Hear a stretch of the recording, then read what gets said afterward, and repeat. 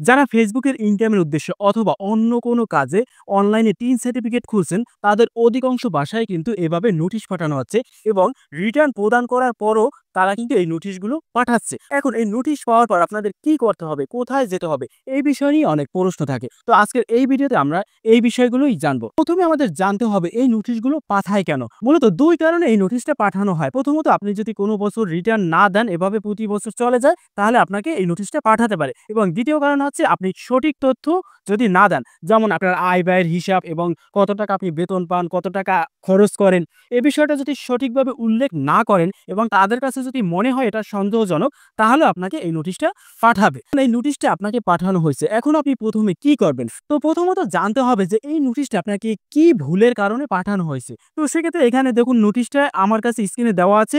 তো এখানে উল্লেখযোগ্য কোনো কারণ দেওয়া হয় নাই। তো একদম যদি নিচে চলে আসি, দেখুন ২০২৩ ধারা ২৬৬, মূলত ২৬৬ ধারায় আমাকে এই নোটিশটা পাঠানো হয়েছে। এখন এই ২৬৬ ধারায় কি বলা হয়েছে সেটা তো আমরা জানি না। আমরা তো ধারা সম্পর্কে বুঝি না। সেক্ষেত্রে যদি আমি সরাসরি ChatGPT গিয়ে যদি জিজ্ঞাসা করি যে ২৬৬ ধারায় কি আইন রয়েছে? এখানে ২৬৬ ধারায় আইন হইছে ভুল অথবা মিথ্যা তথ্য।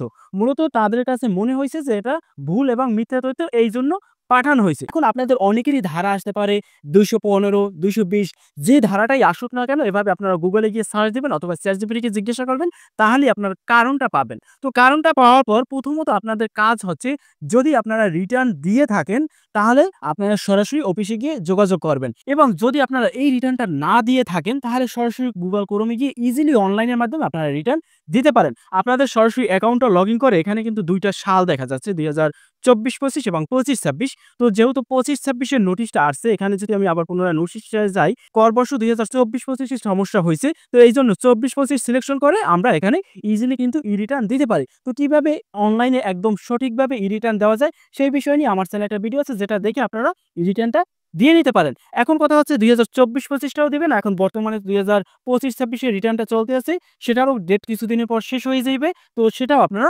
দিয়ে নিবেন। নাহলে পরের বছর আবার কিন্তু এভাবে নোটিশ আসবে এবং আপনাদের বড় ধরনের জরিমানাও করতে পারে। সেক্ষেত্রে অবশ্যই রিটার্ন প্রতি বছর সঠিকভাবে আপনারা দিবেন। তো ওই রিটার্নটা দেওয়ার পর এখানে দেখুন একটা নির্দিষ্ট তারিখ দেওয়া আছে, ২৪শে নভেম্বর ২০২৫ খ্রিস্টাব্দ। তো এইখানে আপনাদেরও একটা তারিখ দেওয়া থাকবে। তো ওই তারিখের মধ্যে আপনারা সরাসরি অফিসে গিয়ে যোগাযোগ করবেন এবং এই যে রিটার্নটা প্রদান করবেন, এই রিটার্নটার প্রিন্ট কপিটা সাথে কিন্তু নিয়ে যাবেন এবং ওখানে কিছু নিয়ম তারা দিতে পারে, আবেদন করার জন্য একটা ফর্ম দিতে পারে। সেই ফর্মটা পূরণ করে আপনারা দিয়ে আসবেন। কোনো টাকা লাগবে না, একদম ইজিলি আপনারা করে নিতে পারবেন। এখন অনেকেই দূরে থাকেন, তারা কি করবেন? দূরে থাকেন তারা কোনো আত্মীয়স্বজন পাঠাবেন অথবা আপনারা সরাসরি চিঠি পাঠাতে পারেন। আপনাদের আশেপাশে যত ডাকযোগ আছে, আপনাদের যে ডাকে চিঠি পাঠাইছে ওই ঠিকানায় এইটার রিটার্নটার একদম সঠিকভাবে একটা চিঠি তৈরি করবেন। চিঠি তৈরি করার জন্য আপনারা সরাসরি ChatGPT তে চলে যাবেন এবং এই বিষয়টা আপনি আপলোড দিয়ে বলে দেন, যদি এই নোটিশটা প্রত্যাহার করার একটা চিঠি তৈরি করে দাও, ChatGPT আপনাদের আবেদনপত্রটা তৈরি করে দিবে, তাহলেই হয়ে যাবে। আমার মনে হয় সরাসরি গিয়ে দেখা করাটাই সবথেকে বেটার। এবং আপনাদের যদি অন্য ধারা এবং বড় ধারায় আসে, তাহলে আপনারা সরাসরি কর অফিসে গিয়ে যোগাযোগ করবেন। কোনো জরিমানা নাই, কোনো টাকা নাই। শুধুমাত্র আপনারা যে ভুলগুলো করছেন সেই ভুলগুলো তারা সংশোধন করে দিবে।